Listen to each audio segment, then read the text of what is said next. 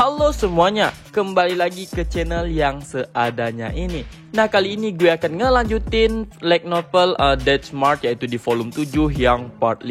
Nah, bagi kalian yang baru mampir ke channel ini, alangkah lebih baiknya untuk menonton video sebelumnya dulu biar tahu alur ceritanya. Dan jangan lupa untuk tekan subscribe-nya juga sebagai bentuk dukungan untuk channel ini ke depannya. Oke, jangan lama-lama lagi, langsung kita gaskan.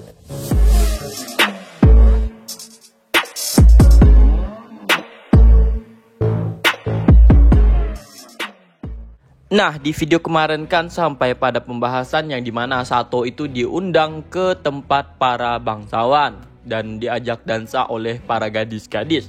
Setelah semua urusan dan sosialisasinya dengan kaum bangsawan selesai, Sato pun akhirnya bisa menghabiskan waktu seharian bertamasya dan mengadakan lokakarya tur bersama kelompoknya.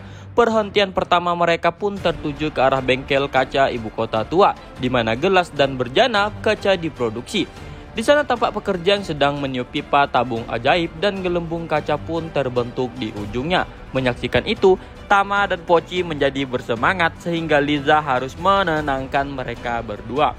Ketika gelembung kaca itu semakin besar, Nana pun refleks mendekat untuk melihatnya lebih dekat. Sehingga Mia dan Sato pun harus menahan lengannya yang membuat Nana tampak kesal.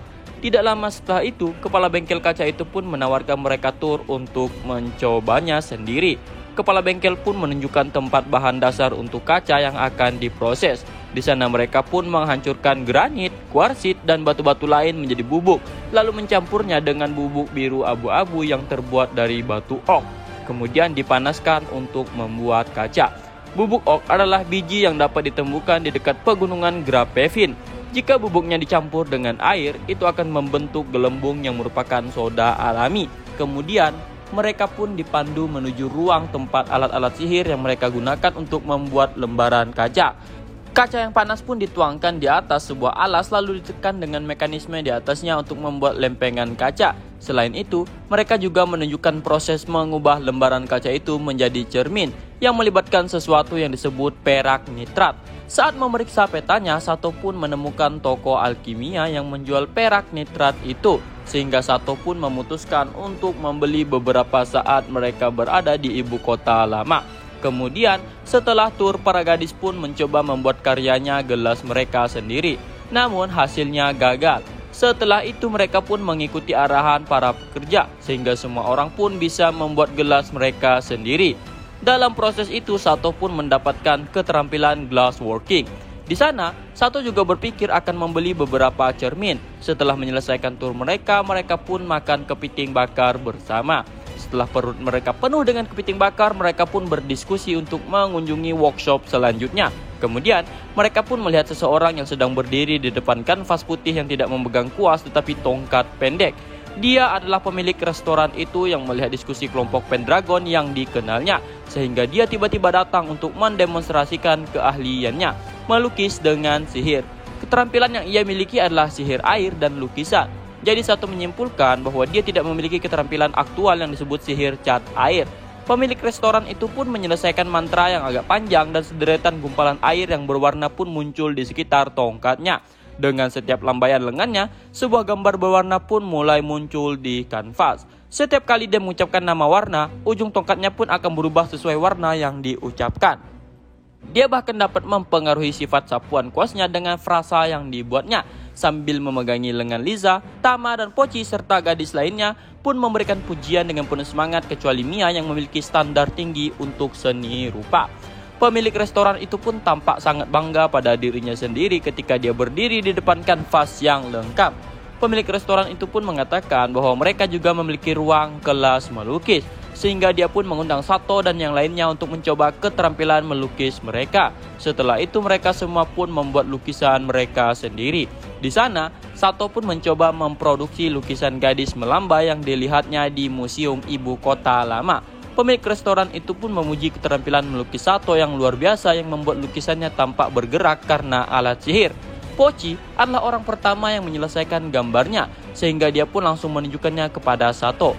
Gambar khas anak-anak buatan Pochi yang menggambarkan dirinya yang berpegangan tangan dengan Sato sambil dilingkari semua anggota lainnya itu pun membuat Sato terharu.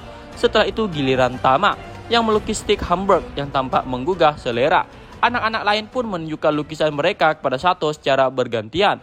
Lukisan Mia menggambarkan dirinya dan Sato yang berdiri di taman bunga dengan judul pernikahan. Waduh. Selanjutnya Nana yang melukis anak ayam. Lalu Liza yang melukis gambar Tama dan Pochi, sedangkan Lulu melukis Arisa. Selain Arisa yang harus berhenti melukis gambar Sato yang telanjang, semua orang pun menyelesaikan gambar mereka dan meninggalkan kelas dengan cukup puas. Dalam perjalanan pulang dari bengkel, Sato pun mampir untuk membeli beberapa persediaan lukisan. Ketika Sato berada di sana, dia pun bertanya apakah ada pedagang yang bisa membawa surat ke kota Seryu untuk dititipkan kepada para bangsawan yang bersedia untuk membawanya dalam perjalanan mereka ke kota Konoha. Surat itu akan ditujukannya kepada prajurit sihir yaitu si Zena.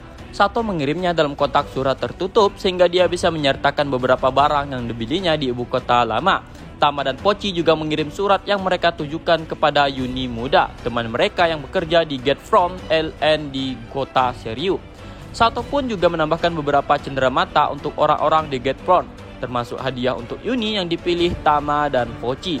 Selain itu, Sato juga memasukkan sejumlah uang pos untuk Yuni menulis balasan, karena harga pengiriman surat di dunia paralel itu cukup tinggi untuk anak-anak. Setelah makan malam, Arisa pun mengajukan proposal untuk membuat buku bergambar bersama. Jadi mereka akan memutuskan sebuah cerita dan masing-masing dari mereka akan menggambar salah satu gambar di sana. Karena semuanya tampak antusias, Lulu pun menyarankan semua orang pindah ke ruang makan yang lebih luas. Sebagian orang juga bertugas menggambar sampul. Sato pun menghabiskan malam yang menyenangkan bersama teman-temannya. Begitu mereka kelelahan, Sato pun menidurkan mereka sebelum menggunakan mantra return untuk berteleportasi ke reruntuhan labirin dan melakukan pekerjaan pribadinya sendiri. Yang pertama, Sato akan mencoba membuat pedang sihir seukuran pisau. Sato pun memilih Magic Mold dan Force dari menu sihirnya dan mulai melemparkan pedang perunggu perak. Begitu bilah mulai terbentuk, dia pun menggunakan kontrol cair untuk mengukir sirkuit sihir ke pedang pendeknya sebelum mengeras. Setelah Sato selesai mengukirnya, dia pun mengeluarkan cairan ajaib permade dari storage dan menggunakan liquid control dan magic hand untuk menuangkan cairan ke celah-celahnya. Berkat pengalamannya menggunakan 120 tangan sihir sekaligus, Sato pun bisa menyelesaikan pekerjaan itu dengan mudah. Sato pun terus menggunakan liquid control dan magic hand-nya untuk memastikan sirkuit tidak melengkung sebelum dingin. Setelah sekitar 30 menit waktu pendinginan, pedang sihir berukuran pisau pertamanya pun selesai. Pisau itu memiliki kekuatan yang setara dengan pedang pendek mithril yang digunakan Tama dan Pochi. Selanjutnya, Sato pun berencana untuk membuat pedang sihir dan pedang suci. Dia pun memutuskan untuk memulainya dengan mencoba membuat pedang ajaib dan dilanjutkan dengan tombak dan polearme. Ada banyak kegagalan dalam prosesnya.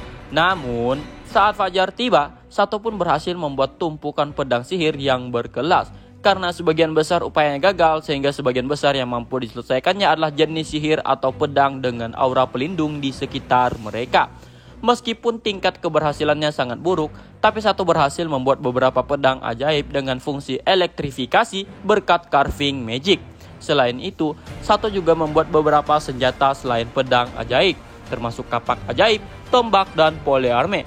Hasilnya, mereka jauh lebih kuat daripada pedang berkualitas tinggi di pasaran.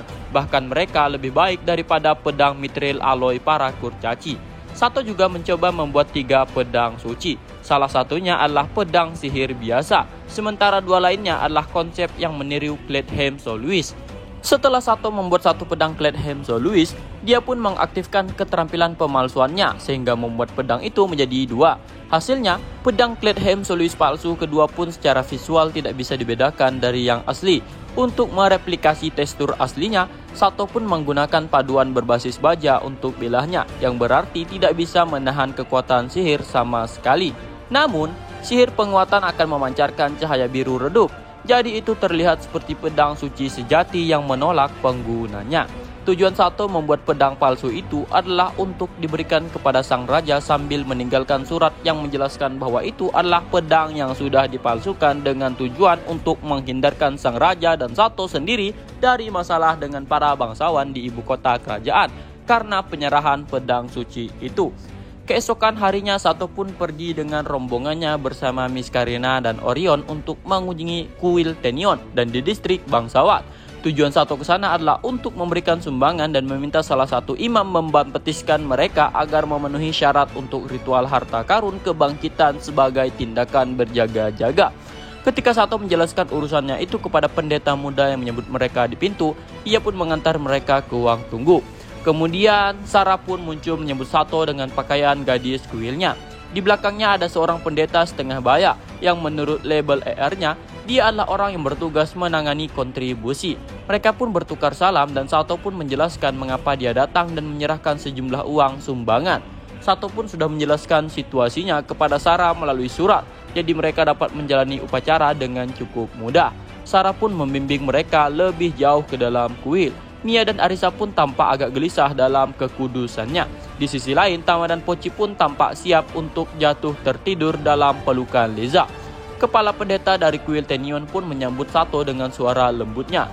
Sato pun membalasnya sambil memperkenalkan diri sebagai Sato Pendragon, seorang kesatria turun-temurun dan pengikut Muno Baroni.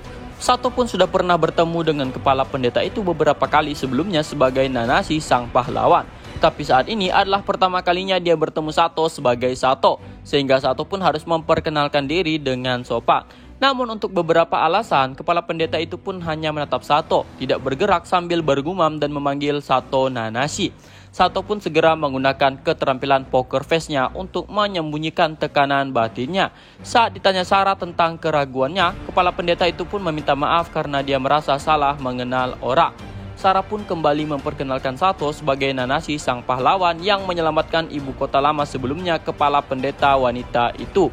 Mendengar Sarah yang begitu memuji Sato, kepala pendeta itu pun bertanya kepada Sarah apakah dia sedang jatuh cinta. Sarah pun menatap Sato dengan panik, seolah-olah memohon bantuan. Kepala pendeta wanita yang tersenyum itu pun mengalihkan pandangannya dari Sarah ke arah Sato. Setelah percakapan itu, Sato pun memperkenalkan teman-temannya dan kemudian mereka pun memulai ritual pembaptisan. Karena Orion adalah penguasa masa depan, dia pun menolak untuk dibaptis sehingga Orion pun pindah dari daerah di mana upacara itu dilakukan. Seperti yang pernah Arisa katakan bahwa orang yang membuat kontrak dengan City Courts seperti raja tidak dapat dibaptis. Ketika pastor memanggil mantra pembaptisan, butiran-butiran cahaya biru pun jatuh dengan lembut dari langit-langit kuil. Pajangan ER-nya lainnya pun berubah untuk menunjukkan pembaptisan Tenion Fate dalam judul tersembunyi mereka. Namun untuk beberapa alasan Arisa dan Sato tidak mendapatkan gelar itu. Ketika Sato memeriksa informasi dari pemegang keterampilan unik lainnya yang telah ditandai sebagai keterampilan seperti Hayato, Sato pun melihat bahwa ia memiliki judul tersembunyi. Tetapi itu bukan baptisan Parion Fate, namun itu adalah berkat Dewi Parion. Itulah alasan Arisa dan Sato tidak dapat memenuhi persyaratan harta kebangkitan. Sehingga dia harus menjadikan kelangsungan hidup Arisa sebagai prioritas utamanya mulai sekarang. Oleh karena itu Sato pun memutuskan untuk bertanya kepada kepala pendeta apakah ada cara untuk mematahkan gaze pada Arisa dan Lulu. Kepala pendeta pun menjelaskan bahwa itu cukup sulit. Karena gaze adalah hadiah yang sangat berbahaya yang diberikan kepada manusia oleh Dewa Yurion untuk menghukum orang yang berdosa. Dia mengatakan ada 3 cara untuk menghapusnya. Menyuruh orang yang menghadiahi mereka gaze untuk menghapusnya, menggunakan harta yang diturunkan di kuil Yurion, atau meminta pendeta tingkat tinggi menghapuskan menggunakan sihir doa. Namun, satu-satunya pengguna gaze yang diketahui adalah orang bijak gelap yang menguasai berbagai negara di barat. Sedangkan penyihir kerajaan yang telah menempatkan gaze pada Arisa dan Lulu telah terbunuh ketika kerajaan Kufok diserang. Dan kepala pendeta tidak tahu di mana letak kuil Yurion yang menyimpan harta rahasia itu. Satu-satunya imam di benua yang diketahui secara publik menggunakan sihir doa adalah Zarzaris di provinsi Parion. Kepala pendeta wanita itu sendiri juga sudah bisa menggunakannya sejak lama. Namun prosesnya sendiri akan menggerogoti tubuhnya yang sudah tua dan lemah. Ketika Sato merenungkan hal itu, Sarah pun berdiri sambil menggenggam tangan Sato dengan penuh perhatian dan berkata kepada Sato bahwa dia akan berlatih sampai dia bisa menggunakan sihir doa sendiri. Kepala pendeta pun melontarkan sedikit kalimat yang menggoda gadis yang jatuh cinta itu. Pipi Sarah pun berubah merah padam saat dia memprotes godaan tambahan itu. Kepala pendeta mengatakan bahwa pertama kali dia menggunakan sihir doa itu terjadi karena cintanya kepada pahlawan sebelumnya. sehingga dia yakin Dewi Tenion juga akan mendukung Sarah. Dengan wajah yang memerah, Sarah pun mengangguk karena dorongan yang diberikan kepala pendeta itu. Saat mereka meninggalkan tempat kudus itu, keterampilan mendengar tajam satu pun menangkap pendeta yang bergumam sendiri yang mengatakan bahwa pemberontakan pasti akan datang, seperti yang terjadi pada zaman Raja Leluhur atau Kaisar pertama Kekaisaran Saga. Sehingga dia berharap Sato bisa menyelamatkan dunia, sama seperti yang dilakukannya saat menyelamatkan ibu kota lama dari kehancuran sebagai sang Nanasi. Hal itu menegaskan bahwa sebenarnya kepala pendeta sudah tahu bahwa Sato adalah Nanasi, sang pahlawan yang pernah menemuinya untuk menyelamatkan nyawa Sarah. Keesokan harinya, Sato pun pergi ke pusat kota dengan kelompoknya ke panti asuhan ibu kota lama. Di sana, mereka membantu Sarah memenuhi panggilan simpati. Arisa, Tama, dan Pochi pun bermain dengan anak-anak panti di taman yang diawasi oleh Liza. Nana dan Lulu pun membantu merawat bayi-bayi, sementara Mia membantu mereka dengan memainkan lagu pengantar tidur.